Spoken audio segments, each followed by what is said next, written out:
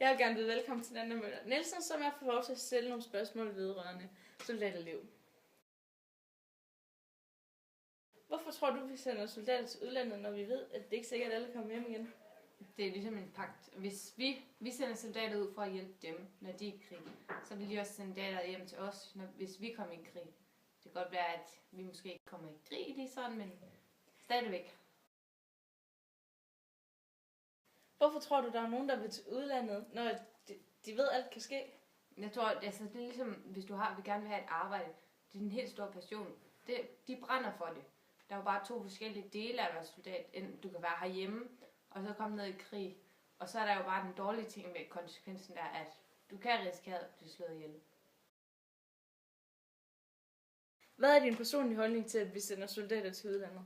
Altså, jeg har ikke noget imod det. Jeg synes, det er helt fint, men det er selvfølgelig tragisk, at folk de dør og sådan noget. Men sådan er det jo også med familierne og sådan noget. Det er jo træls for dem. Hvordan vil du have det, hvis et af dine familiemedlemmer skulle til udlandet, hvor der var krig, og sætte sit eget liv på spil for andre? Jeg tror ikke rigtig, jeg vil vide, hvad jeg skulle sige. Altså, det ville være hårdt, men så tænker jeg også, det kunne lige så godt være min familie, som det kan være alle mulige andres familier.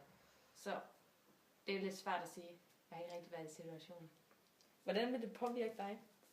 Jeg tror, jeg vil blive ked af det lidt. Jeg vil ikke vide, om jeg kunne komme til at se dem igen og sådan noget, men jeg skulle støtte dem i deres beslutninger også. Ligesom de ville skulle støtte mig. Hvad vil du sige, hvis der var en af dine familiemedlemmer, der kom ind og sagde til dig, jeg skal i krig, fordi jeg har værnepligt? Altså, så ville man nok vide, at de ville skulle have været i krig på et eller andet tidspunkt, men bare ikke vide, hvornår. Og så er det jo fordi, hvis de har været militær, så er det jo klart, så er der jo stor chance for, at de skal afsted. Men stadigvæk støtte med det, og så bare ellers kan de godt blive ked af det også.